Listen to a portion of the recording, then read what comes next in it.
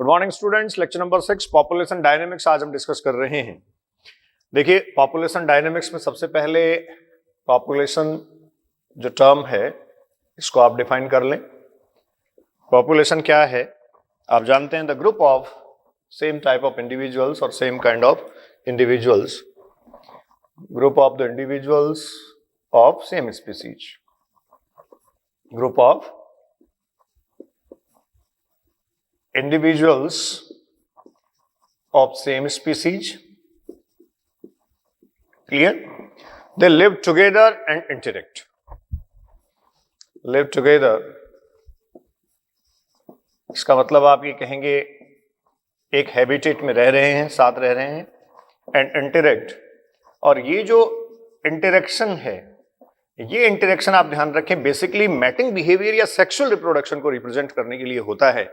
Same type of individuals में अगर interaction हो रहा है तो आप ये कहेंगे स्टूडेंट्स, ये जो है वो बेसिकली इनका मैटिंग बिहेवियर है। Clear? It will be the mating behaviour of these individuals. Organism जो हैं वो बायोस्फीयर में या किसी भी हैबिटेट में जब प्रेजेंट हैं, डिफरेंट टाइप ऑफ ऑर्गेनिज्म जो बायोटिक कम्युनिटी के फॉर्म में आपने पढ़ा, ये कम्युनिटी आपने पढ़ा, वो जब इंटरेक्ट करती हैं तो उनके इंटरेक्शन के ऑब्जेक्टिव्स क्या हैं? ऑब्जेक्टिव्स ऑफ इंटरेक्शन, ये आपको क्लियर होना चाहिए। ऑब्जेक्टिव ऑफ द इंटरेक्शन, सबसे पहले आप कहेंगे फूड मटेरियल, उसके बाद आप कह सकते हैं शेल्टर और स्पेस, एंड देन स्टूडेंट्स कहा जा सकता है मैटिंग बिहेवियर।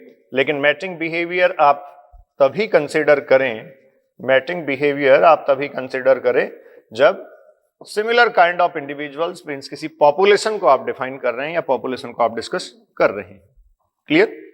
क्योंकि सेम टाइप ऑफ इंडिविजुअल्स अगर इंटरेक्ट करेंगे तब आप ये कह सकते हैं नेक्स्ट प्रोजेनी बनेगी, जनरेशन टू जनरेशन स्पीसीज और ऑर्गेनिज्म अपनी कंटिन्यूटी मेंटेन कर पाएंगी। अगर डिफरेंट काइंड ऑफ इंडिविजुअल्स के बीच इंटरेक्शन होता है तो ये जो इंटरेक्शन होगा ये आप कह सकते हैं अनयूजुअल रिप्रोडक्टिव प्रोसेस को लीड करवा देगा, जिससे फर्टाइल ऑर्गेनिज्म या ऑफस्प्रिंग्स नहीं बनेगी, स्टेराइल ऑर्गेनिज्म का फॉर्मेशन होगा। जैसे म्यूल एक एग्जांपल आप पढ़ते हैं। Clear?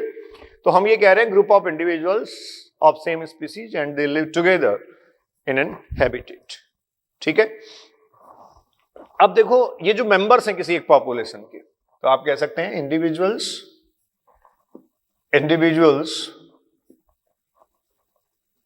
or members of a species या members of a population rely on same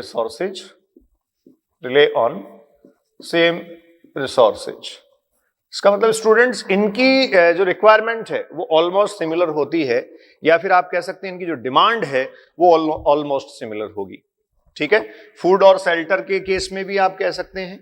तो बेसिकली अगर किसी एक पॉपुलेशन में स्पीसीज की डेंसिटी बढ़ती है, मींस ओवरऑल पॉपुलेशन डेंसिटी बढ़ती है, तो आप ये कहेंगे किसी एक पर्टिकुलर एरिया में जो नंबर ऑफ इंडिविजुअल्स हैं, जैसे ए से मैं अगर रिप्रेजेंट करूं, ये नंबर ऑफ इंडिविजुअल्स किसी एक पर्टिकुलर एरिया में अगर काफी ज्यादा बढ़ रहे हैं, सेम टाइप ऑफ इंडिविजुअल्स किसी एक हैबिटेट में काफी ज्यादा इंक्रीज हो रहे हैं, तो इनके बीच इंट्रा स्पेसिफिक कंपटीशन की पॉसिबिलिटी बढ़ रही है। ठीक है? ये एक हैबिटेट है, सेम काइंड ऑफ इंडिविजुअल्स इसमें प्रेजेंट हैं, तो ऑब्वियस है ये एक पॉपुलेशन को रिप्रेजेंट करेंगे। और यहां जो देखिए पॉपुलेशन है, इस पॉपुलेशन के इंडिविजुअल्स के बीच कौन सा इंटरेक्शन होगा? Intra specific interaction, intraspecific interaction. They will compete for same resources. ठीक है? अगर रिसोर्सेज की अवेलेबिलिटी लिमिटेड है या कम है तो डेफिनेटली इनमें स्ट्रगल बढ़ने की संभावना काफी ज्यादा है। तो देखो, पॉपुलेशन जो है वो आपने कहा है group of individuals of the same species है, और इस तरीके से किसी एक इनहेबिटिंग एरिया में ये सर्वाइव कर रही हैं, सेम रिसोर्सेज के लिए बेसिकली इंटरेक्ट करती हैं। ऑर्गेनिज्म का इंटरेक्शन आपने कहा फूड, शेल्टर, स्पेस और मैटिंग बिहेवियर के लिए होता है, जिसमें मैटिंग बिहेवियर जो है वो एप्लीकेबल है किस पर? एक पॉपुलेशन पर। ठीक है। अब देखिए यहां से पॉपुलेशन इकोलॉजी आपको डिफाइन करनी है। पॉपुलेशन इकोलॉजी क्या होगा? The study of the population, the study of a population, population ecology. Clear?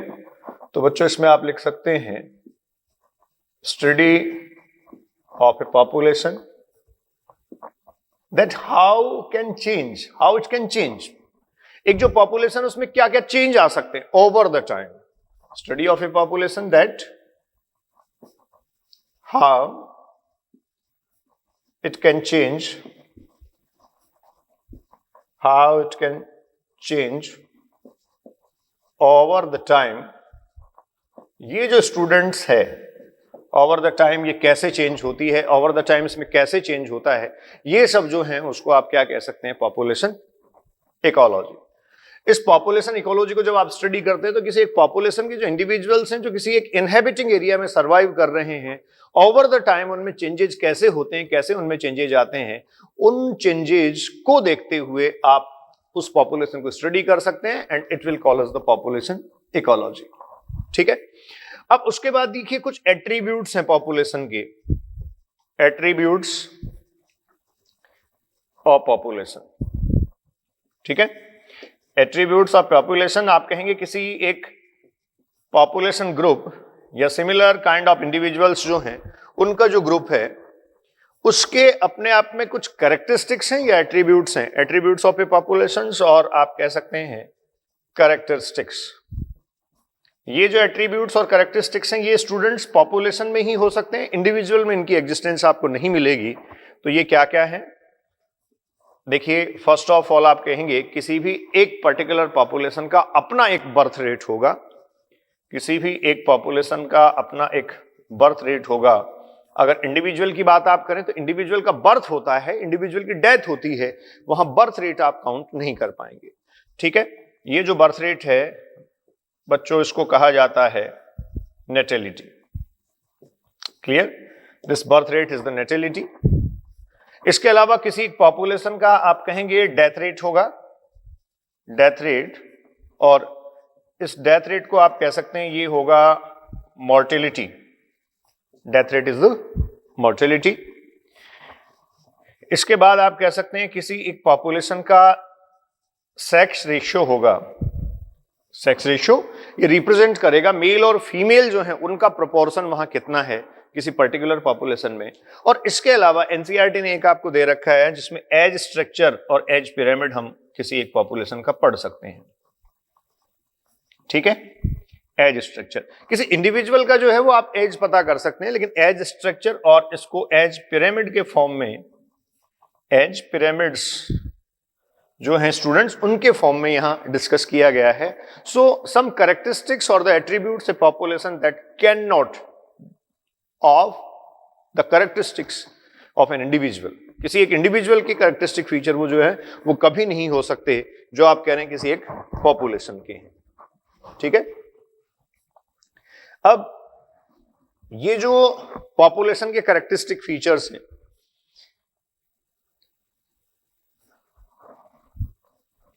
देखो पॉपुलेशन का जो स्टडी है उसको डेमोग्राफी आपने कहा the change over the time. जैसे ह्यूमन पॉपुलेशन के केस में अगर आप स्टडी करते हैं तो आप कहेंगे ह्यूमन डेस्मोग्राफी, ह्यूमन ग्राफी। तो वहां से आप ह्यूमन के केस में किसी एक पॉपुलेशन को स्टडी कर सकते हैं। ठीक है। ये अल्टीमेटली प्रिडिक्शन जो है उनको इंक्लूड करता है, चेंजेज को इंक्लूड करता है, कैसे कैसे चेंजेज ओवर द टाइम हुए। डेमोग्राफी ये आप लिखना चाहें दो तीन वर्ड लिख सकते हैं, include, prediction regarding the changes, regarding the changes। जैसे देखो एक एग्जांपल मैं आपको बताता हूं, आपने ये पढ़ा होगा इंडियन पॉपुलेशन जो है, इंडियन ह्यूमन पॉपुलेशन हम कहते हैं 135 करोड़ नाउ, और आप ये कहते हैं 2050 तक ये 150 हो जाएगा, 150 करोड़ हो जाएंगे। तो ये हो जाएंगे, ये जो है वो प्रिडिक्शन और एक एस्टिमेशन है। ये जो प्रिडिक्शन और एस्टिमेशन है वो भी आप ये कह सकते हैं डेस्मोग्राफी में स्टडी किया जाता है, पॉपुलेशन इकोलॉजी में इसको स्टडी किया जाता है। क्लियर? तो अब स्टूडेंट्स वन बाय वन जो है वो हम इन एट्रीब्यूट्स को और कैरेक्टरिस्टिक फीचर्स को डिस्कस करेंगे जो किसी एक पॉपुलेशन के हो सकते हैं, इंडिविजुअल के नहीं होंगे। क्लियर? हाँ जी स्टूडेंट्स, अब देखिए पॉपुलेशन के कैरेक्टरिस्टिक्स हैं। Characteristics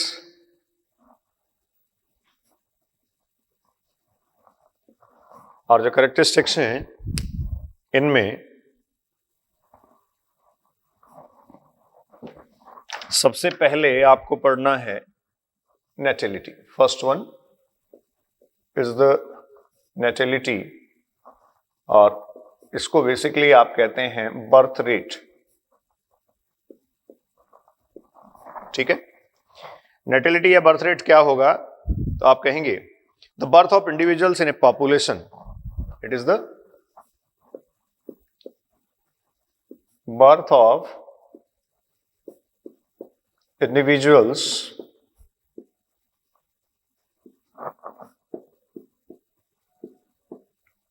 in a population. Clear? Birth of individuals in a population. जो नेटिलिटी और बर्थ रेट होती है, अब सबसे इंपॉर्टेंट बात इसमें आपको जो ध्यान रखने की है, this natality is always measured with a basic and that is the per capita. ठीक है, जो नेटिलिटी है, ये नेटिलिटी जो है ना, वो आप ये कह सकते हैं नंबर ऑफ इंडिविजुअल्स एक्सप्रेस किए जाते हैं, कितने नंबर ऑफ इंडिविजुअल्स बढ़े, तो नेटिलिटी जो है वो आप कहेंगे always measured as per capita. और पर कैपिटा जो है स्टूडेंट्स, इसका मतलब होता है पर इंडिविजुअल, पर कैपिटा और पर इंडिविजुअल। ठीक है, पर कैपिटा और पर इंडिविजुअल क्या इंक्रीज आया, उसको नेटिलिटी रेफर करती है। ठीक है, यहां देखिए आपको बेसिक रेफरेंस पर 1000 पे मिल सकता है कि किसी एक पॉपुलेशन में पर 1000 कितना इंक्रीज आया, ये बेसिक रेफरेंस है। अब किसी भी पर्टिकुलर पॉपुलेशन की नेटिलिटी या बर्थ रेट जानने के लिए एक तो आपको इनिशियल बर्थ उसका, या sorry initial number of individuals पता होना चाहिए। इनिशियल नंबर ऑफ इंडिविजुअल्स जो होगा, नंबर ऑफ इंडिविजुअल्स जो होगा, इस इनिशियल नंबर ऑफ इंडिविजुअल से हम स्टूडेंट्स जो चेंज आएगा, चेंज ओवर द टाइम, वो जो चेंज आएगा उस चेंज से हम पर कैपिटा जो ग्रोथ है उसको काउंट कर सकते हैं। तो हमारे पास इनिशियल नंबर ऑफ इंडिविजुअल्स होना चाहिए, और आप कह सकते हैं change in the number, change in number over A time, या यूनिट टाइम कहेंगे, ओवर ए टाइम। तो किसी पर्टिकुलर टाइम स्पेस को, टाइम रेफरेंस को आपको लेना है। ठीक है, और इसके साथ साथ आप कह सकते हैं इस टाइम इंटरवल के साथ साथ यहां जो पर कैपिटा चेंज है, इस पर कैपिटा चेंज को आप पता कर सकते हैं, change in the number over the time. तो जैसे हम कहें बर्थ रेट और natality is exactly measured as the dn upon dt। तो हम ये भी कह सकते हैं, तो देखिए इसको हम मेजर कर सकते हैं, बर्थ रेट और natality is equals to delta n upon n delta t। देखिए स्टूडेंट्स, n जो है वो यहां इनिशियल नंबर है। ठीक है, डेल्टा n आप कहेंगे चेंज इन नंबर, ये चेंज इन नंबर है ओवर द टाइम, एक पर्टिकुलर टाइम इंटरवल जो आपने लिया है उसमें चेंज है, और n यहां इनिशियल नंबर है।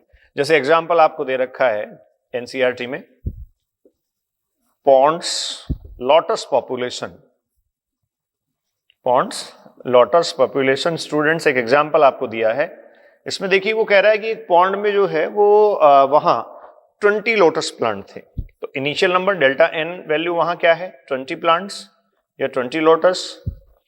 यहां डेल्टा एन है 8 लोटस प्लांट्स आर इंक्रीज्ड। ठीक है, तो जो टाइम ड्यूरेशन है विद इन 1 ईयर आप कहेंगे जो चेंज आया वो कितना है 8 और बढ़ गए हैं। तो आपके पास 20 पहले से थे, 8 का इंक्रीज यहां आ गया, तो आप ये कहेंगे इस केस में जो बर्थ रेट है इज इक्वल्स टू 0.8 अपॉन 20, 0.4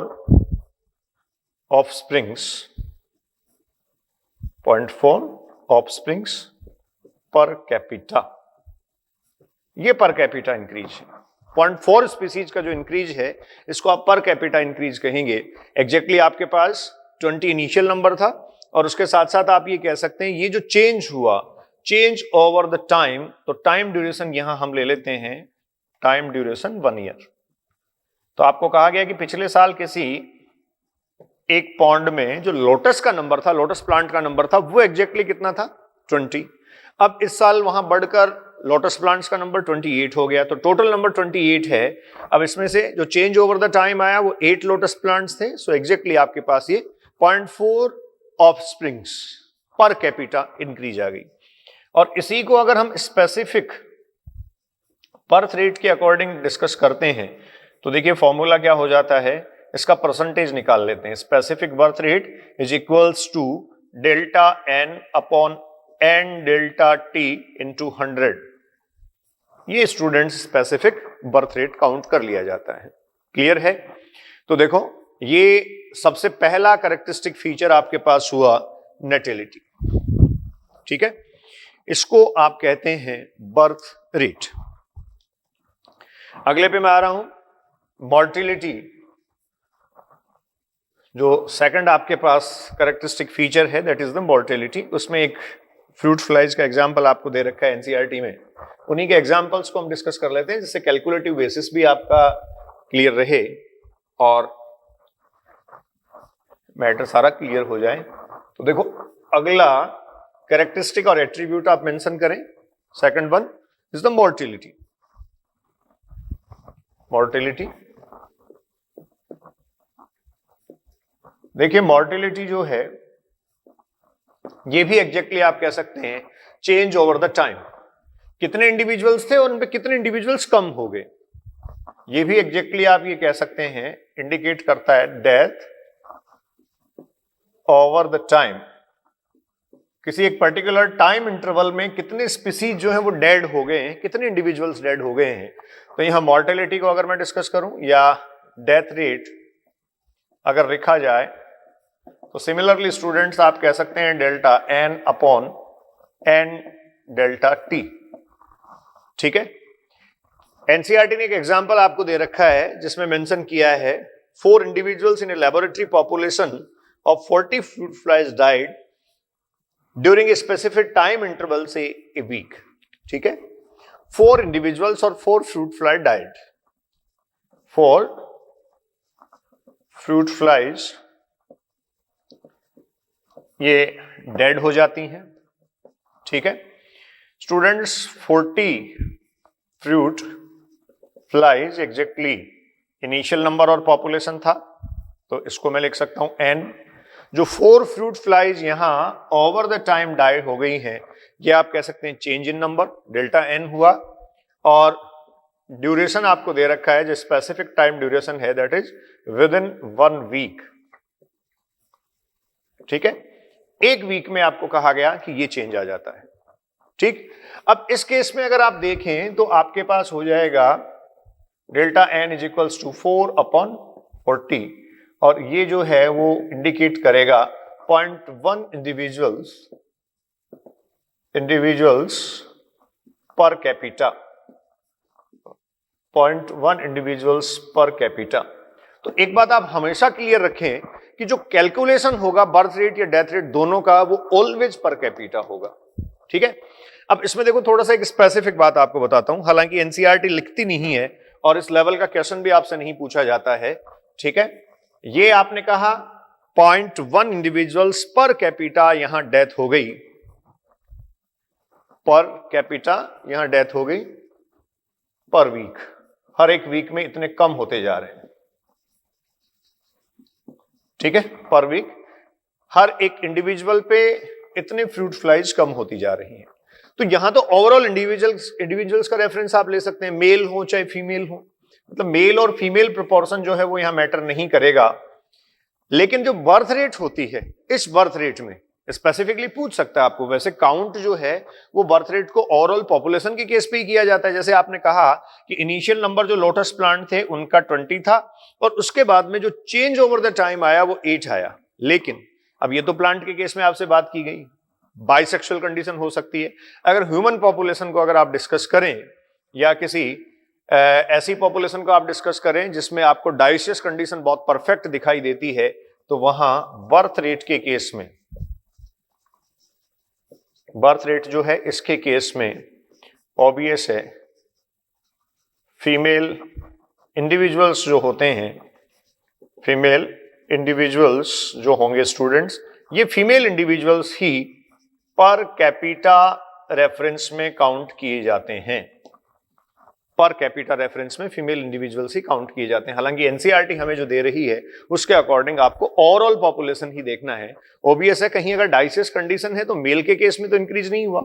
हाँ, मैं फिर कह रहा हूं, जो पॉपुलेशन का चेंज ओवर द टाइम है उसको अल्टीमेटली आप जब पर कैपिटा काउंट करते हैं तो पर कैपिटा होल पॉपुलेशन के केस में ही करेंगे। लेकिन एक्चुअल चेंज किस में हुआ था? एक्चुअल चेंज आप ये कह सकते हैं बर्थ रेट पर कैपिटा जो काउंट की जाती है इन रेफरेंस ऑफ फीमेल इंडिविजुअल्स, ठीक है। तो ये देखो स्टूडेंट्स, नेटिलिटी और मोर्टिलिटी हुआ, नेटिलिटी और मोर्टिलिटी जो आपको दे रखा है, ठीक है। अब नेटिलिटी और मोर्टिलिटी के बाद एक आपने कहा सेक्स रेशियो, तो हर एक पर्टिकुलर पॉपुलेशन का यही मेंशन कर देता हूं। Third one is the sex ratio. Sex ratio आप कहेंगे the proportion of the male and female individuals, proportion of male and female individuals जो है वो क्या होगा? सेक्स रेशियो होगा। मेल और फीमेल इंडिविजुअल्स का जो प्रोपोर्शन है किसी भी पॉपुलेशन में वो सेक्स रेशियो होगा। और आप एक बात ध्यान रखें, जो इंडिविजुअल है उसके केस में कभी भी टर्म ये हम नहीं लिखेंगे इंडिविजुअल जो है, इसके केस में आप लिखेंगे आइदर मेल और फीमेल। क्लियर? तो ये स्टूडेंट्स एट्रीब्यूट्स हैं। अब एज पिरामिड या जो एज स्ट्रक्चर है उस पे आ जाते हैं और उसी के साथ साथ हमें पॉपुलेशन डेंसिटी भी डिस्कस करनी है। डेंसिटी एग्जैक्टली क्या है, किसी भी पॉपुलेशन की जो एज पिरामिड है वो क्या है। तो स्टूडेंट्स देखो, एज पिरामिड और एज स्ट्रक्चर क्या है, ये क्वाइट ऑब्वियस है। Individuals of a population will be the different age group. तो देखिए, इंडिविजुअल्स ऑफ ए पॉपुलेशन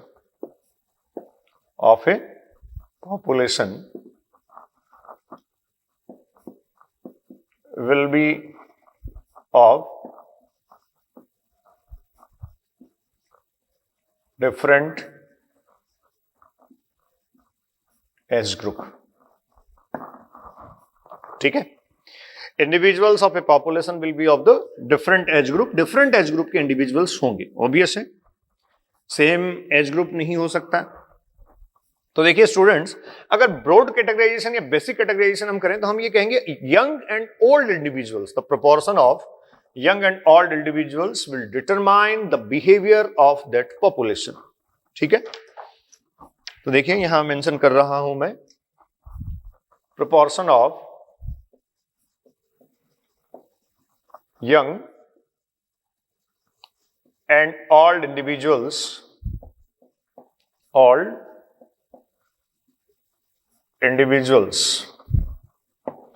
ये क्या करेगा, it will determine the proportion of young and old individuals, will determine the behavior of a population, the behavior of a population. किसी एक population का behaviour जो है वो ये डिटरमाइन करेगा. इवन स्टूडेंट्स आप ये भी कह सकते हैं कि जैसे नेटिलिटी और मॉर्टेलिटी जैसे जो फंडामेंटल बेसिक्स हैं उनको भी ये अफेक्ट करता है. इट ऑल्सो इन्फ्लुएंस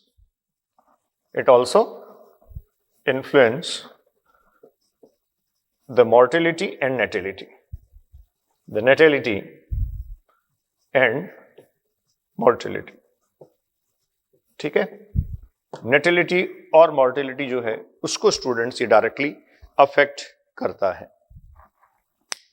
जो डिफरेंट एज ग्रुप्स हैं उनका रेशियो जो है वो किसी भी एक पॉपुलेशन का करंट रिप्रोडक्टिव स्टेटस भी डिटरमाइन कर सकता है. और ये जो बायोटिक पोटेंशियल या रिप्रोडक्टिव स्टेटस है यही अल्टीमेटली आप ये कहेंगे किसी एक पॉपुलेशन की ग्रोथ को इंडिकेट करता है, किसी एक पॉपुलेशन के प्रॉपर स्टेटस को बताता है. तो यहां स्टेटमेंट एक और आप मेंशन कर लें, the ratio of various age groups, ratio of various age groups determine the ratio of various age groups determine the reproductive status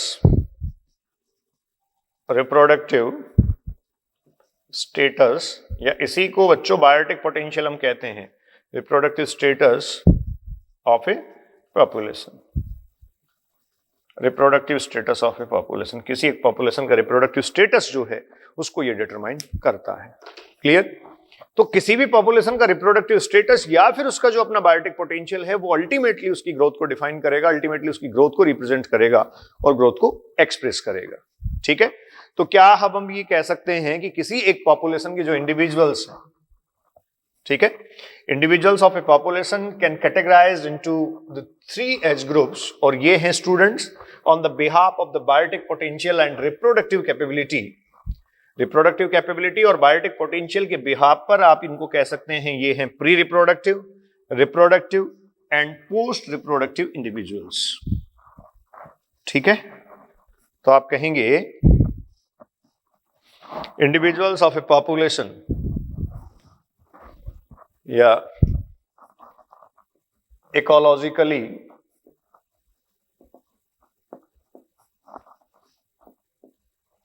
important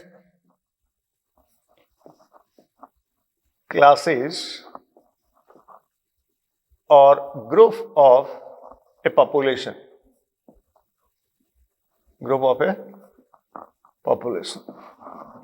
तो जो इकोलॉजिकली इंपॉर्टेंट है, ठीक है, जो पॉपुलेशन डेमोग्राफी और आप कहेंगे पॉपुलेशन इकोलॉजी के पॉइंट ऑफ व्यू से जो इंपॉर्टेंट है, फर्स्ट आप कहेंगे pre reproductive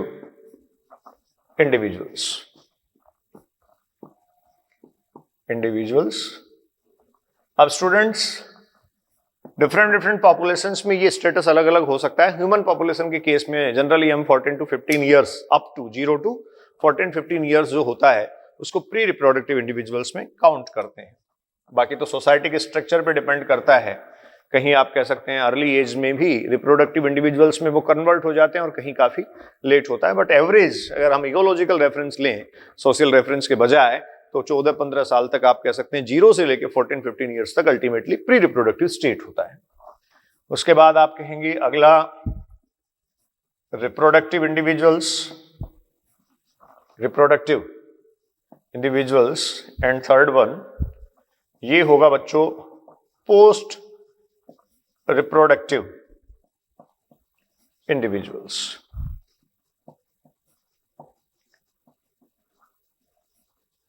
post reproductive individuals. तो इस तरीके से जो इकोलॉजिकली इंपॉर्टेंट और सिग्निफिकेंट क्लासेज हैं या ग्रुप्स हैं किसी एक पॉपुलेशन के इंडिविजुअल्स के, वो हैं pre reproductive, reproductive and post reproductive individuals. अब इनका जो प्रोपोर्शन होता है वो किस तरीके से किसी एक पॉपुलेशन को डिटरमाइन करता है, या इनके प्रोपोर्शन के बिहाफ पे जो टाइप्स ऑफ पॉपुलेशन हैं और टाइप्स ऑफ जो पिरामिड हैं, types of the age structure हैं, उनको हम यहां एक्सप्लेन करेंगे, उनको यहां हम डिटरमाइन करेंगे। तो देखिए, किसी एक पॉपुलेशन में आप ये कह सकते हैं ग्राफिकल प्रेजेंटेशन जो होता है किसी एक पॉपुलेशन का, that will call as the age structure और एज पिरामिड। इसको मैं इन स्टेटमेंट्स को हटा देता हूं। आपको देखना है एज स्ट्रक्चर और एज पिरामिड क्या होता है। तो हम ये कह सकते हैं the graphical presentation of the pre reproductive, reproductive and post reproductive individuals of a population will represent the edge structure or edge pyramid. Edge structure or edge pyramid.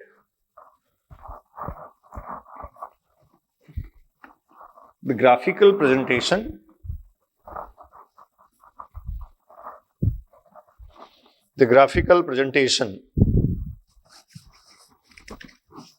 that shows the number or proportion of individuals. तो देखो, age structure और age pyramid क्या है, आप कहेंगे a graphical presentation of different age groups, graphical presentation of the different age groups. और ये जो डिफरेंट एज ग्रुप्स हैं, ये डिफरेंट एज ग्रुप्स आपने अभी अभी स्टडी किए हैं, ये हैं pre reproductive, reproductive and post reproductive individuals. ठीक है, प्री रिप्रोडक्टिव इंडिविजुअल्स,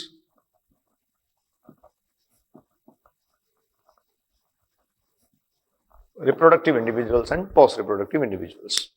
तो देखो, ये जो ग्राफिकल प्रेजेंटेशन है उसको आपने कहा वो एज स्ट्रक्चर और एज पिरामिड कहा जाता है। तीन टाइप के पिरामिड हो सकते हैं और तीन टाइप की पॉपुलेशन हो सकती हैं। फर्स्ट वन आप कहेंगे एक्सपेंडिंग पॉपुलेशन। बच्चों, एनसीईआरटी ने आपको कुछ पिरामिड्स दिए हैं, पिक्चर दिया है। एक्सपेंडिंग पॉपुलेशन किसको आप कहेंगे? एक्सपेंडिंग पॉपुलेशन में बेसिकली आप कहेंगे जो प्री रिप्रोडक्टिव इंडिविजुअल्स हैं इनका नंबर ज्यादा होगा। तो देखिए, ये मैं कह सकता हूं ब्रॉड बेस के साथ प्री रिप्रोडक्टिव इंडिविजुअल्स जो हैं वो मैक्सिमम होंगे। उसके बाद एक रिप्रोडक्टिव इंडिविजुअल्स का अपना क्लास होगा और उसके बाद आप कहेंगे ये है पोस्ट रिप्रोडक्टिव इंडिविजुअल्स। ठीक है, तो प्री रिप्रोडक्टिव इंडिविजुअल्स यहां कितने हैं? आप कहेंगे मैक्सिमम है, और जो पोस्ट रिप्रोडक्टिव इंडिविजुअल्स हैं यहां क्या है? मिनिमम। तो ये इस बात को इंडिकेट करता है कि प्री रिप्रोडक्टिव इंडिविजुअल्स का बहुत ज्यादा होना यहां की बर्थ रेट को इंक्रीजिंग फॉर्म में शो कर रहा है। रिप्रोडक्टिव इंडिविजुअल्स जो हैं वो कंटिन्यूसली रिप्रोड्यूस होते हैं और प्री रिप्रोडक्टिव स्टेटस बनाते हैं। तो एक्सपेंडिंग पॉपुलेशन, इसका मतलब इस पॉपुलेशन का करंट स्टेटस और करंट बर्थ रेट। आप कहेंगे इस पॉपुलेशन का जो बर्थ रेट है या करंट स्टेटस है ये तो हाई है ही, साथ में आप ये भी कह सकते हैं it will expand in near future. ठीक है, विल एक्सपेंड और it will get an extension in near future. Expand in near future, तो नियर फ्यूचर में ये एक्सपेंड हो जाएगी। इसके एक्सपेंड होने का रीजन क्या है?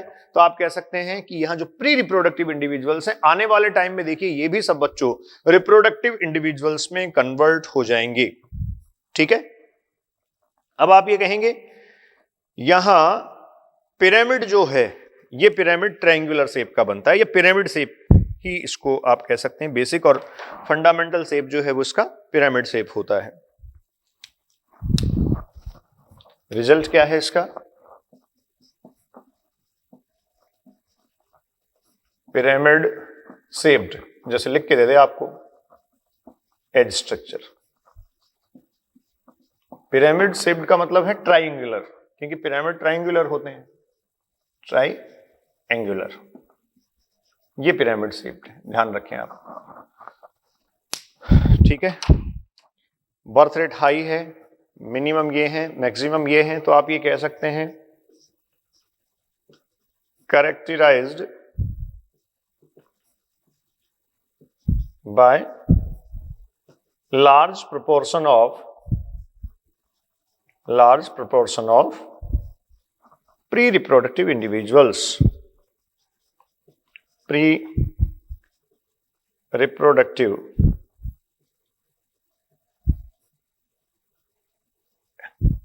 individuals, large proportion of the pre-reproductive individuals। ठीक है, तो ये हो गया students expanding population.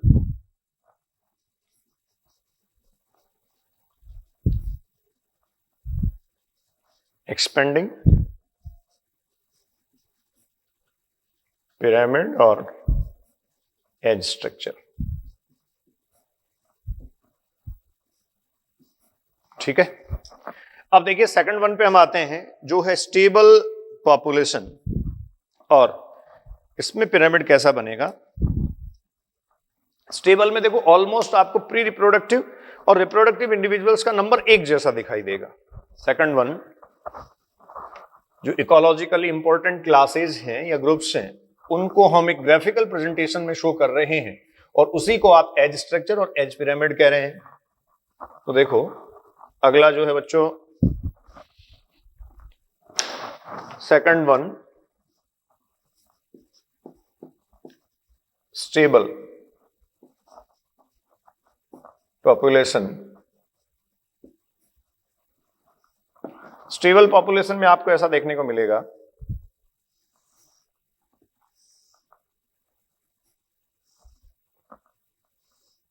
Number of pre reproductive and reproductive individuals, ये आप जानते हैं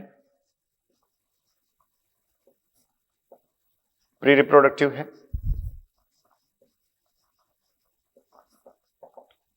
रिप्रोडक्टिव है, और ये पोस्ट रिप्रोडक्टिव है। ठीक है, तो प्री रिप्रोडक्टिव, रिप्रोडक्टिव और पोस्ट रिप्रोडक्टिव जो इंडिविजुअल्स हैं, ये एग्जैक्टली आप अगर देखेंगे तो प्रोपोर्शन में ऐसे हैं। तो आप कहेंगे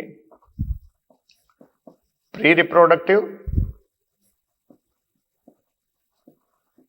रेशियो ऑफ या proportion of pre reproductive and reproductive individuals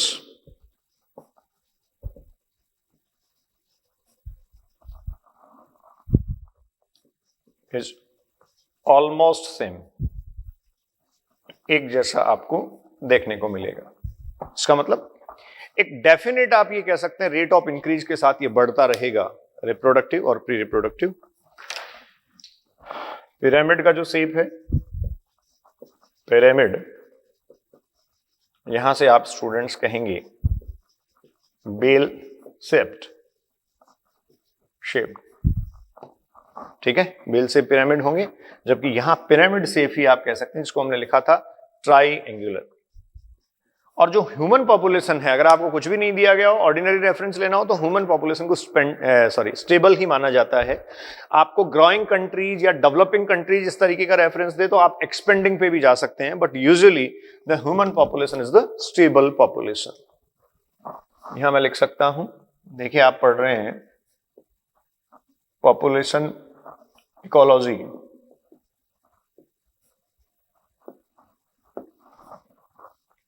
और इसके लिए आप कह सकते हैं एग्जाम्पल में, यूजुअली ह्यूमन पॉपुलेशन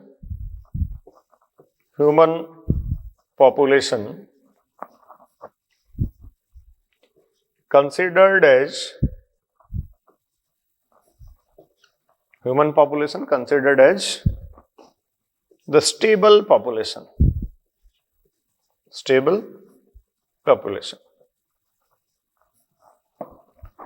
ठीक है। बट डेवलपिंग कंट्रीज के केस में ये कहेंगे, डेवलप्ड कंट्रीज के केस में आप ये कह देंगे, बाकी तो क्वेश्चन के नेचर पे डिपेंड करता है। देखिए, तो ये हुआ आपके पास स्टेबल पॉपुलेशन। अब उसके बाद देखो बच्चों, डिक्लाइनिंग पॉपुलेशन एक कहा जाता है, declining population, third one.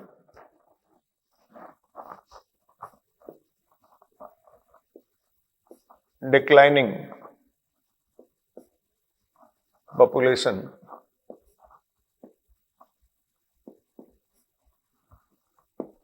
Declining population, और ये जो डिक्लाइनिंग पॉपुलेशन है इसमें आप कहेंगे कैरेक्टराइज्ड बाय लार्ज proportion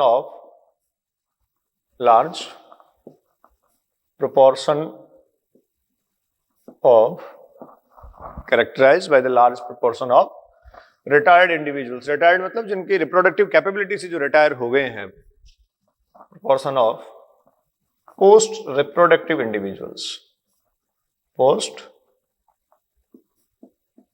reproductive individuals, post reproductive individuals। जो पोस्ट रिप्रोडक्टिव इंडिविजुअल्स हैं उनका प्रोपोर्शन बहुत ज्यादा यहां होगा। तो देखिए, पिरामिड को अगर आप ऑब्जर्व करेंगे तो आपको ऐसा देखने को मिलेगा जिसको अर्न शेप पिरामिड आप कह सकते हैं।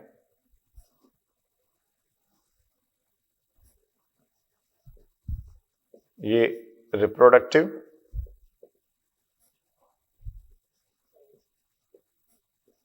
ये आप जानते हैं प्री रिप्रोडक्टिव होगा, पोस्ट रिप्रोडक्टिव का स्टूडेंट्स लार्ज प्रोपोर्शन होगा।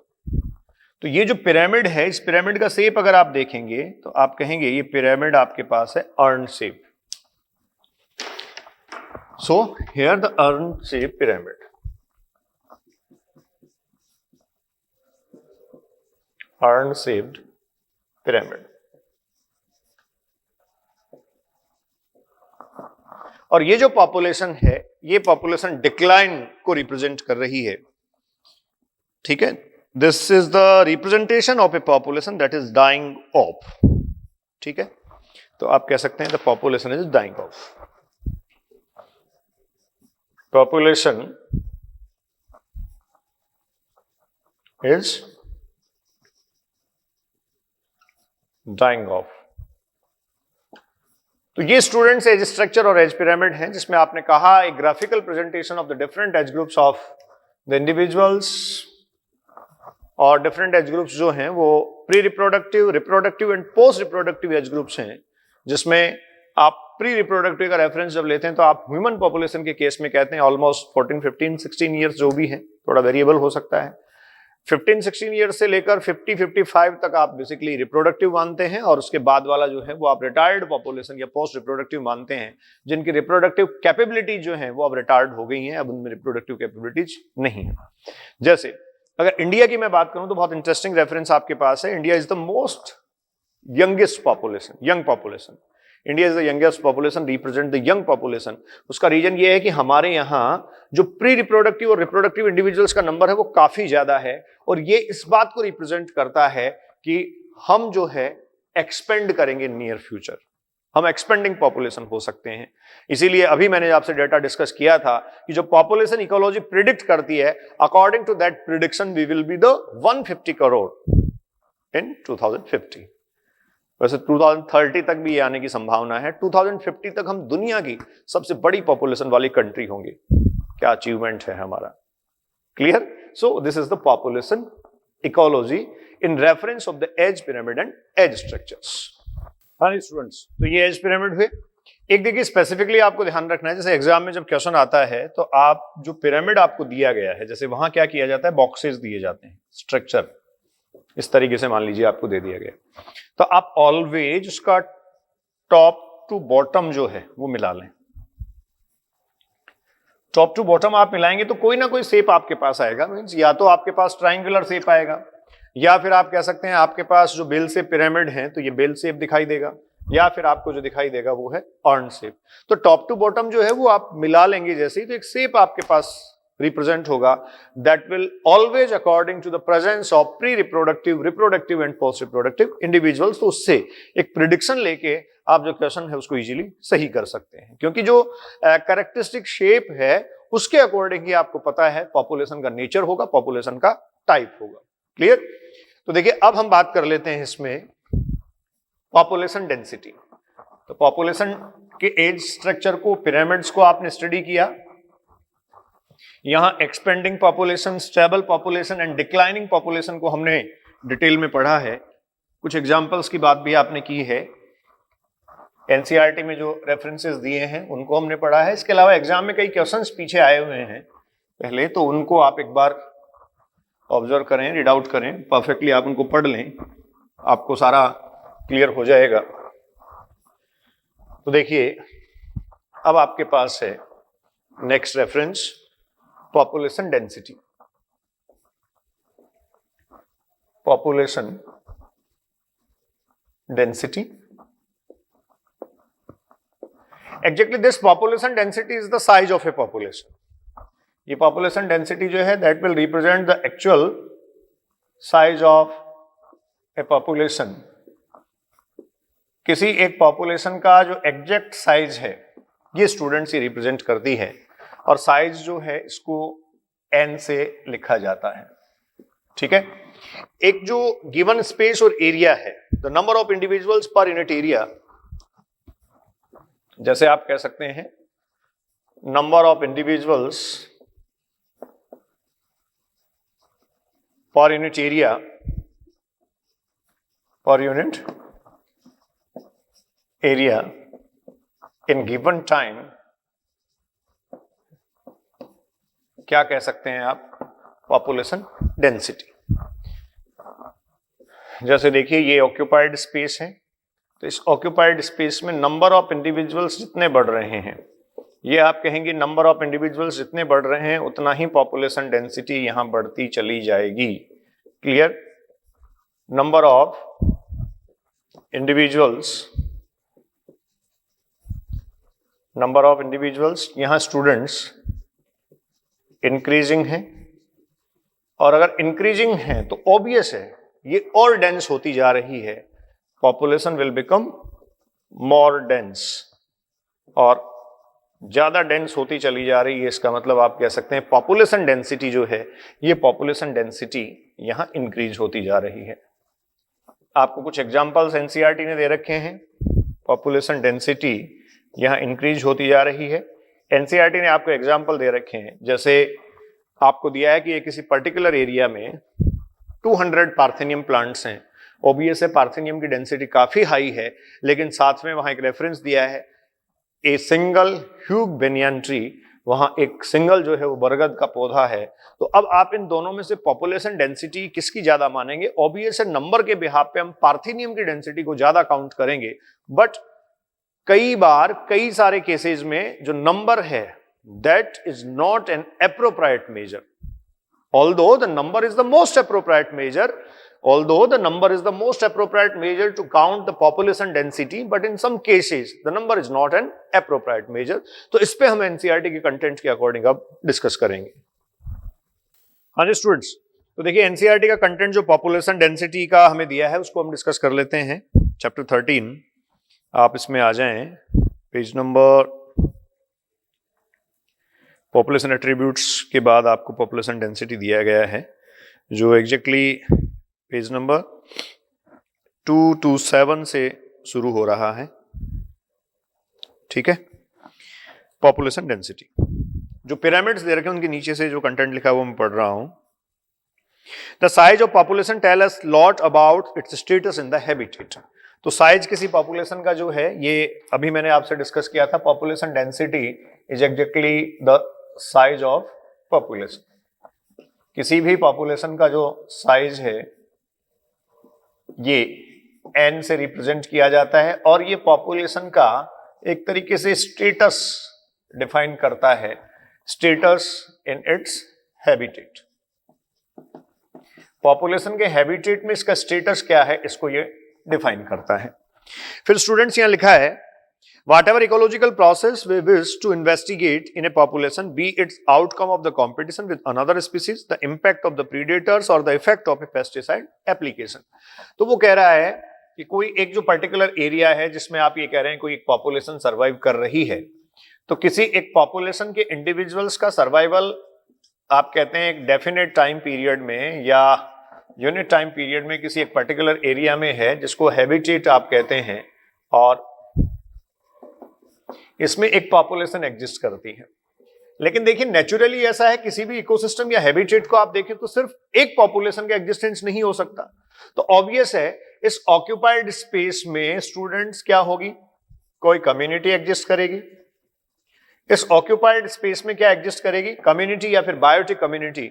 अब ये जो बायोटिक कम्युनिटी इसमें एग्जिस्ट करती है, इस बायोटिक कम्युनिटी के एग्जिस्टेंस से यहां आपको इंटर स्पेसिफिक इंटरेक्शन भी मिलेंगे, इंटर स्पेसिफिक इंटरेक्शंस भी मिलेंगे। और ये जो इंटर स्पेसिफिक इंटरेक्शन है जैसे ए और बी टाइप के इंडिविजुअल्स के बीच है, ठीक है। जनरली आप एक पॉपुलेशन को किसी एक पर्टिकुलर जोन और एरिया में नहीं देख सकते। हाँ, डोमिनेंस हो सकता है, अबंडेंस हो सकता है, किसी एक पॉपुलेशन के इंडिविजुअल्स किसी एक पर्टिकुलर एरिया में अबंडेंटली प्रेजेंट हो सकते हैं। तो इसीलिए इसने कहा है देखिए कि यहां आपको जो है दूसरी स्पीसीज के साथ कंपटीशन देखना पड़ सकता है।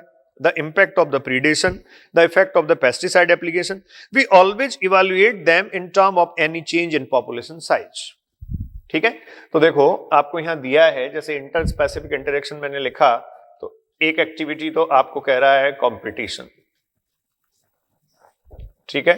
दूसरा आपको कह रहा है कि जो प्रेडेटर्स हैं इन प्रीडेटर्स को भी फेस करना पड़ेगा, तो ये है प्रीडेशन, बायोटिक इंटरेक्शन है। एक पेस्टिसाइड्स एप्लीकेशन जो है तो वहां पैथोजेंस के केस में आप इसको डिस्कस कर सकते हैं। तो पैथोजेनिसिटी ये मैंने इनिशियली आपको डिस्कस किया था कि देखिए किसी भी ऑर्गेनिज्म का जो हैबिटेट है उसको सिर्फ एबायोटिक फैक्टर्स जो है वो नहीं बनाते हैं, जो बायोटिक कंपोनेंट्स हैं उनका भी अपना इंपैक्ट होता है। The size in nature could be as low as less than 10 Siberian crane at the Bharatpur wetland in any year। तो देखो पॉपुलेशन का जो साइज है वो एग्जाम्पल एक मेंशन आपको करके दे रहा है कि साइबेरियन जो बर्ड्स हैं, ये साइबेरियन बर्ड्स का पॉपुलेशन साइज ये हो सकता है किसी एक साल में। यहां भरतपुर का वेटलैंड एरिया दिया है, केलादेव नेशनल पार्क, ये आप स्टूडेंट्स जरूर ध्यान रखें। भरतपुर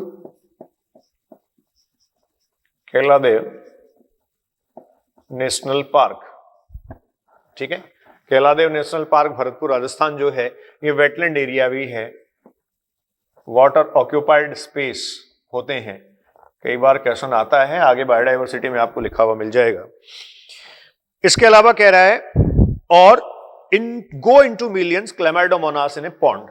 तो दूसरा जो एग्जाम्पल है वो कह रहा है क्लेमाइडोमोनास, क्लेमाइडोमोनास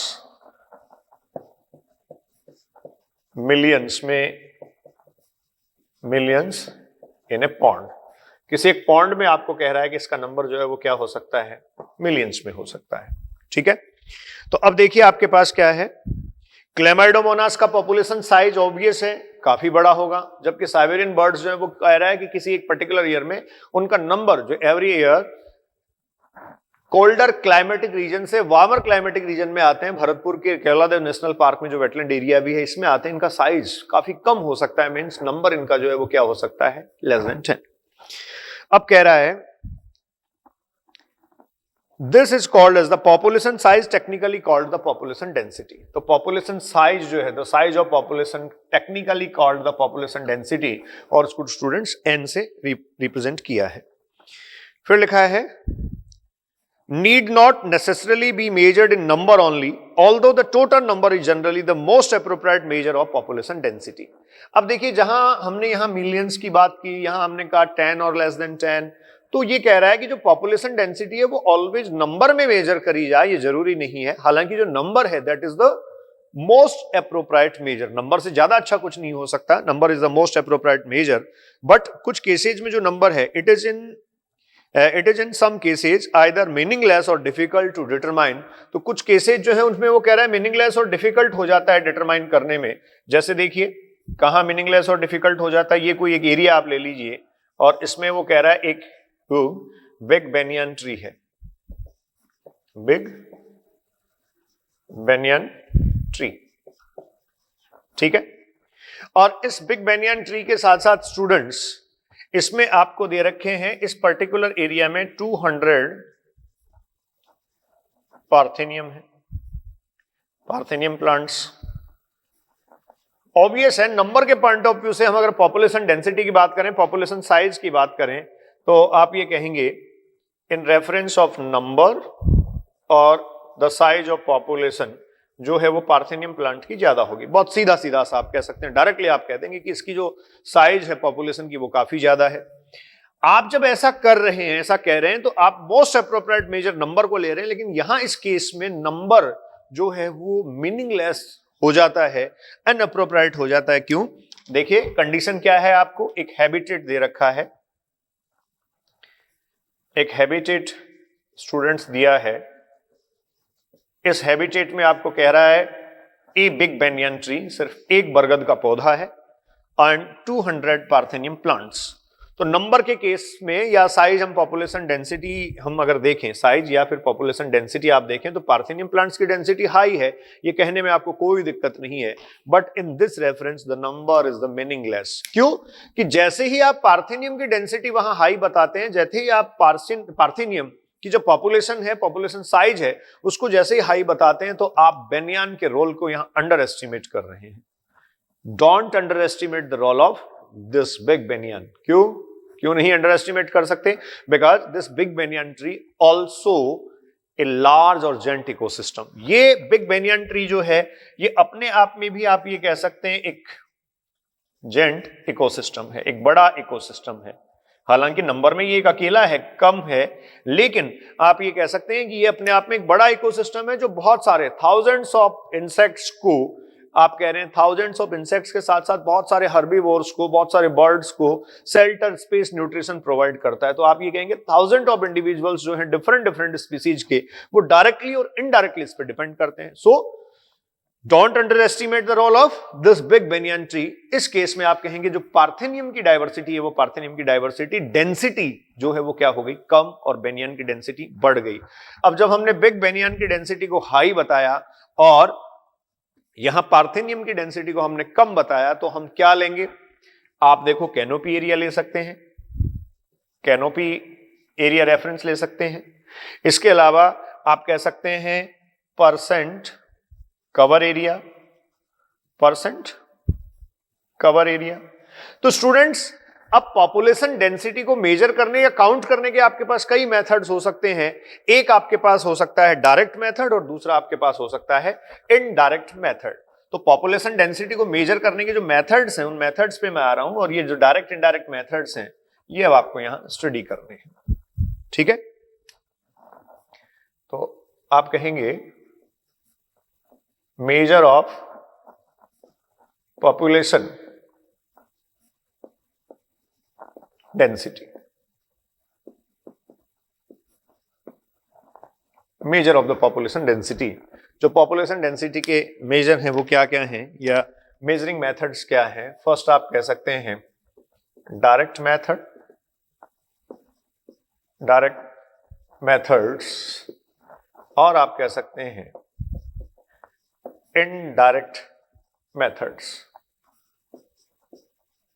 ठीक है। Direct methods and indirect methods. देखिए स्टूडेंट्स, डायरेक्ट मेथड्स क्या होते हैं? By seeing and counting the individuals we can determine the population density और the size of population by seeing and counting. आप किसी पर्टिकुलर एरिया में जाते हैं, उस पर्टिकुलर एरिया में इंडिविजुअल्स जो है उनका नंबर सीधे सीधे आप काउंट कर सकते हैं। जैसे आपने कहा 10 only, the Siberian birds the number is 10 only, but the chlamydomonas are in millions. तो वहां क्लेमाइडोमोनास की जो डाइवर्सिटी है, क्लेमाइडोमोनास की जो डेंसिटी है, इस डेंसिटी को आप इस डायरेक्ट मेथड के थ्रू मेजर नहीं कर सकते। द डायरेक्ट काउंट और द नंबर इज मीनिंगलेस और too difficult to count. Clear? तो इस क्लेमाइडोमोनास के केस में, जैसे मान लो क्लेमाइडोमोनास के साथ साथ आपको कोई एग्जांपल दे दिया जाए कि पेट्री प्लेट में एक एग्जाम्पल और रख रहा हूं मैं, पेट्री प्लेट जो है या पेट्री डिश आप कह सकते हैं, इसमें बैक्टीरियल कल्चर है।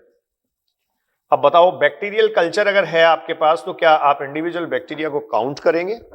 नहीं।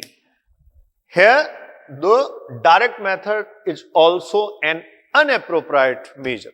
डायरेक्ट नंबर से आप इसमें भी काउंट नहीं कर सकते, क्योंकि डायरेक्ट नंबर से इसमें भी आप काउंट करने जाएंगे तो वो रिजल्ट सही आपको नहीं मिलेगा। पहली बात तो डिफिकल्ट है, उसके अलावा आप जानते हैं बैक्टीरिया का जनरेशन टाइम काफी शॉर्ट होता है, काफी कम होता है, आप काउंट नहीं कर पाएंगे उसको। ठीक है, तो देखो ऐसे कुछ केसेज हम ले रहे हैं जिसके अकॉर्डिंग हम ये कह सकते हैं डायरेक्ट मेथड जो है वो क्या है, तो इसमें मैं लिख रहा हूं bye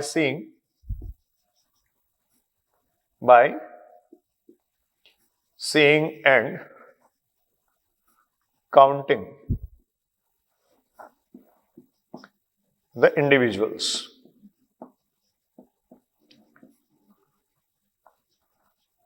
By seeing and counting the individuals, ठीक है, आप ऐसा करेंगे। और इनडायरेक्ट मेथड में आप ये कह सकते हैं हम रिलेटिव मेजर्स या मेथड्स जो हैं, इन रिलेटिव मेजर्स को, रिलेटिव मेथड्स को अडॉप्ट कर लेंगे। तो स्टूडेंट्स, एनसीईआरटी पढ़ रहा हूं मैं, देखो ये कह रहा है in an area if there are 200 carrot grass parthenium, ठीक है, ये हाइस्टेरोफोरस है, पार्थेनियम हाइस्टेरोफोरस, और जो पार्थेनियम प्लांट आपको दे रखा है carrot grass, but only a single huge banyan tree with a large canopy, stating that the population density of banyan is low relative to that of carrot grass amounts to underestimating the enormous role of the banyan in that community. आप अगर parthenium plant जिनका number 200 दिया है, इनकी density अगर आप dominant बताते हैं किस पर, बेनियान ट्री पर, तो डेफिनेटली वो कह रहा है कि इस कम्युनिटी में या इस बायोलॉजिकल कम्युनिटी और बायोटिक कम्युनिटी में आप बरगद या बेनियन ट्री के रोल को अंडर एस्टिमेट कर रहे हैं। हमने बार बार कहा है don't under estimate the role of the big banyan tree because ecological importance है। ये खुद अपने आप में एक जेंट इकोसिस्टम है जो थाउजेंड्स ऑफ डिपेंडेंट्स को, इस पर सर्वाइव करने वाले इंसेक्ट्स को, बर्ड्स को और अन्य डिफरेंट जो हैं अदर, उन इंडिविजुअल्स को ये होल्ड करता है। तो यहां कहा गया आपको in such case the percent cover or the biomass is more meaningful measure of the population size. Total number is again not an easily adaptable measure if the population is huge and counting is impossible or very time consuming method.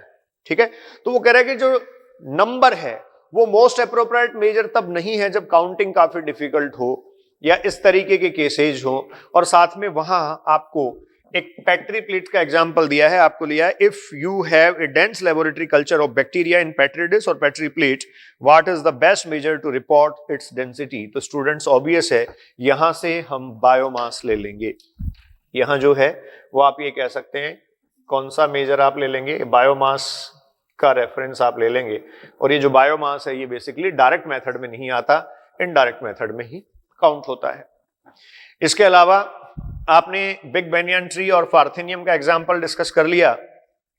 Parthenium plants के case में आप density ज्यादा नहीं बताएंगे क्योंकि बरगद या बेनियान के रोल को हमें अंडर एस्टिमेट नहीं करना है। और यहां भी आपको दे रखा है कि जो परसेंट कवर एरिया है वो रेफरेंस हम ले सकते हैं, कैनोपी एरिया का रेफरेंस ले सकते हैं, और इसके अलावा भी यहाँ रेफरेंस आप किसका ले सकते हैं, बायोमास का। तो ये सब जो है वो भी एक तरीके से आप कहेंगे डायरेक्ट मेथड में नहीं आता है।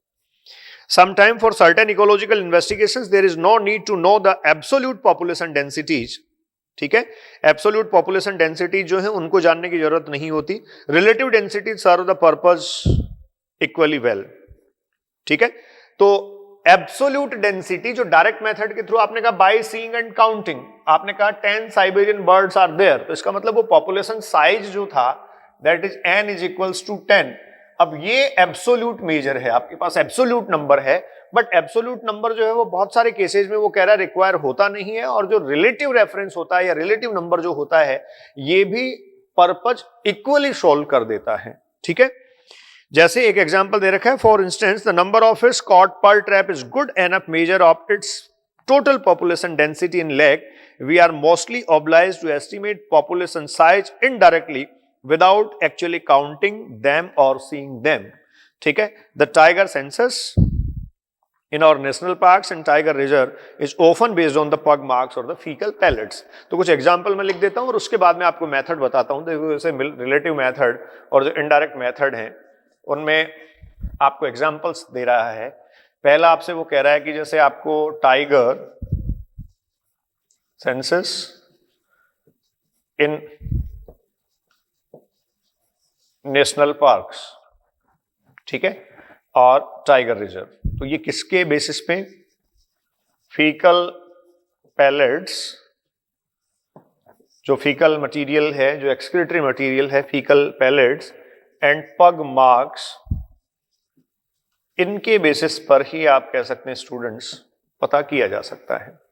ठीक है, आपको एक एग्जांपल इसने यहां ये लिख के दिया है। इसके अलावा वो कह रहा है पर trap caught fish, per trap caught fishage is good enough measure, is good enough measure। तो पर ट्रैप फिश कोट जो है वो गुड एनफ मेजर कैसे है? हर एक ट्रैप में पकड़ी गई जो मछलियां हैं वो किसी एक पर्टिकुलर रिवर या वाटर सैंपल की जो फिशेज है उनकी डेंसिटी को कैसे एक्सप्लेन करती हैं, इसको mark and release method students हम बोलते हैं। इस स्टेटमेंट के बिहाफ पे एक मेथड आपसे मैं डिस्कस कर रहा हूं जिसको हम बोलेंगे mark and release method. Clear? So देखिए अब हम आ जाते हैं मार्क एंड रिलीज मेथड। तो आप अगला टाइटल मेंशन कर लें इसमें। इनडायरेक्ट मेथड जो रिलेटिव मेथड्स हैं उन्हीं में एक मेथड मैं लिख रहा हूं mark and release method. Mark and release method में क्या करना है? CM/R से ये लिखा जाता है पर ट्रैप जो फिश कोट है इसके लिए मेथड बच्चों में लिख रहा हूं मार्क एंड रिलीज मेथड। ये सब इनडायरेक्ट मेथड्स हैं, रिलेटिव रेफरेंसेज हैं। जैसे टाइगर सेंसस के लिए आपने कहा फीकल पैलेट्स और पग मार्क्स को ले लिया गया, तो ये भी जो है वो इनडायरेक्ट रेफरेंसेज हैं। ठीक है, तो यहां मार्क एंड रिलीज मेथड जो है, देखिए इसको मेजर कर लेते हैं। 1 मिनट प्लीज। पॉपुलेशन डेंसिटी को मेजर करने का अपने आप में इंपॉर्टेंट मेथड है ये मार्क एंड रिकैप्चर मेथड।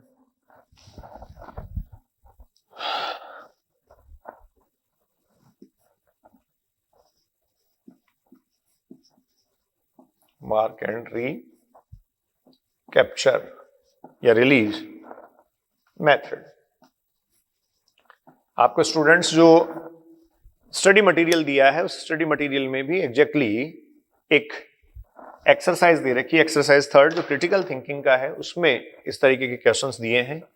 आपको एनसीईआरटी का जो एग्जाम्पलर है उसमें ऐसे क्वेश्चंस मिलेंगे। तो देखो मार्क एंड रिलीज मेथड के लिए आपको क्या करना है, कोई एक पर्टिकुलर एरिया सेलेक्ट करना है और इसको आप कहेंगे हैबिटेट। क्लियर? अब आप वाटर के केस में या फिशेज के केस में बात कर रहे हैं तो ये जो हैबिटेट है इसमें आप पर वॉल्यूम डिस्कस करेंगे। ऑब्वियस है वाटर कंटेंट है तो वॉल्यूम पे हम जाएंगे। ठीक है, अदरवाइज अगर टेरेस्ट्रियल हैबिटेट है तो हम किस पर चले जाएंगे? Unit area. जैसे यूनिट एरिया टेरेस्ट्रियल हैबिटेट में ले लूं तो यहां आप कह रहे हैं कि इस टेरेस्ट्रियल हैबिटेट में जो रैबिट है, ये रैबिट आपने इस पर्टिकुलर एरिया में कुछ रैबिट्स पकड़े, कॉट। ठीक है, अब आपने क्या किया, इनको सबसे पहले कैप्चर करके इन पे मार्क कर दिया। तो आप ये कह सकते हैं जो रैबिट हैं ये कॉट किए गए, कॉट एंड मार्क। देखिए एरिया डेफिनेट है आपके पास, उस पर्टिकुलर एरिया में कुछ रैबिट आपने ऑब्जर्व किए और वो जो रैबिट आपने ट्रैप किए उनको मार्क करके आपने छोड़ दिया। एक डेफिनेट टाइम पीरियड के बाद में फिर से एक्टिविटी आप रिपीट करते हैं तो फिर आप ध्यान करें यहां फिर से आपको क्या करना है, कैप्चर। तो देखो आपके पास कैप्चर फर्स्ट था, या इसको मैं कह सकता हूं ये आपके पास सैंपल फर्स्ट था। कैप्चर फर्स्ट और सैंपल फर्स्ट, ठीक है। कैप्चर फर्स्ट आपके पास है, सैंपल फर्स्ट है, ये कैप्चर सेकंड, और इसको मैं कह सकता हूं ये है सैंपल सेकंड। कैप्चर फर्स्ट और सैंपल फर्स्ट के बाद कैप्चर सेकंड और सैंपल सेकंड। तो कैप्चर फर्स्ट में या सैंपल फर्स्ट में जो भी आपने पकड़े उनको मार्क करके आपको रिलीज कर देना है, जैसे मैंने टिक मार्क किया है। आप सैंपल सेकंड अगर रिपीट करेंगे तो यहां भी आपके पास जो टोटल नंबर होगा, सेकंड सैंपल में जो टोटल कैप्चर्ड होंगे या टोटल नंबर स्टूडेंट्स जो होगा, इस टोटल नंबर में से आप ध्यान रखें कुछ जो होंगे वो क्या होंगे, मार्क्ड, और कुछ क्या होंगे, अनमार्क्ड, ठीक है। ये कंडीशन होगी। अब इस पे हम फॉर्मूला जो है वो अप्लाई करते हैं। तो इस फॉर्मूला इसका जो लिखा जाता है उसको आप कहते हैं n is equals to number of individuals marked in first sample, n is equals to number of individuals, कैसे, मार्क्ड, ठीक है। नंबर ऑफ इंडिविजुअल्स जो मार्क किए गए, जैसे यहां आपको मान लीजिए 10 या 20 लिख सकते हैं हम, 20 हमारे पास क्या थे, मार्क्ड, ठीक। उसके साथ साथ आप कह सकते हैं जो सेकंड सैंपल है उसका size, number of individuals marked first sample में जो आपने किए थे, इसके अलावा सेकंड सैंपल का साइज, जैसे दूसरा रिकैप्चर आपने किया तो वहां से आपने पकड़े कितने, 30, तो ये 30, उसका साइज हमने लिख दिया। नंबर ऑफ मार्क्ड इंडिविजुअल्स आपके पास 20 थे। अब जो 30 आपने दोबारा कैप्चर किए उनमें से कितने मार्क्ड थे ये आपको लिखना है। तो ये था recaptured, number of mark individuals recaptured, number of marked individuals recaptured. तो देखो ये students number of marked individuals जो हैं इनको आप m से लिखते हैं। टोटल कॉट सेकंड सैंपल में ऑब्वियस ज्यादा पकड़े जाएंगे, उसको हम c लिखते हैं, और ये जो नंबर ऑफ मार्क्ड इंडिविजुअल्स है इसको r लिखते हैं। तो जो पॉपुलेशन डेंसिटी है, अब देखना आप, जो पॉपुलेशन डेंसिटी है, इस पॉपुलेशन डेंसिटी के लिए मेरे पास फॉर्मूला हुआ n is equals to CM upon R। n is equals to CM upon R, CM upon R। देखो क्या था, इस पर्टिकुलर हैबिटेट या एरिया में आपने सबसे पहले C लिखा है।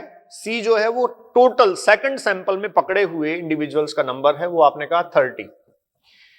M जो है वो पहले सैंपल में आपने पकड़कर मार्क करके जो रिलीज करे थे, इनका नंबर है आपके पास 20, ठीक है। अब जब सेकंड सैंपल 30 का आप कलेक्ट करते हैं तो 30 वाले सैंपल में कितने आपको मार्क्ड मिलते हैं, जरूरी नहीं है कि सारे के सारे 20 के 20 वापस पकड़े जाएं। तो इस कंडीशन में मान लीजिए आपके पास जो 10 है वो रिकैप्चर्ड है, तो इस केस में आप कहेंगे ये आपके पास हो गया 610, और इसको आप कहेंगे ये जो है वो किसको इंडिकेट करता है, size of population. This will be the size of population, ठीक है। और ये जो साइज ऑफ पॉपुलेशन है, it is the good estimate,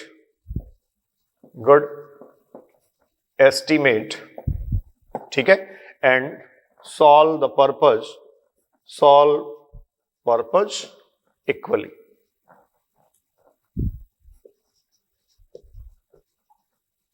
solve the purpose equally, ठीक है। तो ये स्टूडेंट्स आपके पास मार्क एंड कैप्चर मेथड है। तो इस तरीके से ये पॉपुलेशन डेंसिटी और पॉपुलेशन डेंसिटी को मेजर करने के कुछ मेथड्स आपने यहां लिखे, डायरेक्ट मेथड, इनडायरेक्ट मेथड, ठीक है। डायरेक्ट मेथड में आपको सीधा देख के काउंट करना है, bye seeing and counting. Indirect method में आपको विदाउट सीइंग एंड काउंटिंग उनको जो है वो मेजर करना है। जैसे एवरेज आप पता कर लेते हैं, और उसी के रेफरेंस में मैंने कुछ रिलेटिव मेथड्स लिखे हैं। तो रिलेटिव और एब्सोल्यूट जो है उसको आप अगर देखें, ये काउंटिंग जो है बाय सीइंग एंड काउंटिंग जो है वो एब्सोल्यूट मेजर है। रिलेटिव मेजर्स में आप बायोमास ले सकते हैं, रिलेटिव मेजर्स में आप परसेंट कवर एरिया ले सकते हैं, रिलेटिव मेजर में आप कैनोपी एरिया ले सकते हैं। और इसी के कुछ इनडायरेक्ट मेथड जो हैं, उन इनडायरेक्ट मेथड्स में आपने कहा pearl trap caught fishes is a good enough measure to estimate or to measure the population density of the fishes in a pond. Clear? And in national parks and tiger reserves, the tiger senescence जो है उसको आप कहेंगे we can measure on the behalf of the number of fecal pellets and pug marks. तो ये students completely आपके पास population dynamics का एक पोर्शन था, जिसमें आपने पॉपुलेशन क्या है, पॉपुलेशन का साइज क्या है, पॉपुलेशन डेंसिटी क्या है, पॉपुलेशन डेंसिटी को मेजर करने के मेथड्स क्या हैं, और उसके साथ साथ पॉपुलेशन की स्पेसिफिक कैरेक्टरिस्टिक्स और एट्रीब्यूट्स क्या हैं, एज स्ट्रक्चर, पिरामिड्स क्या हैं, इन सब को स्टडी किया। Enjoy the ecology. Thank you.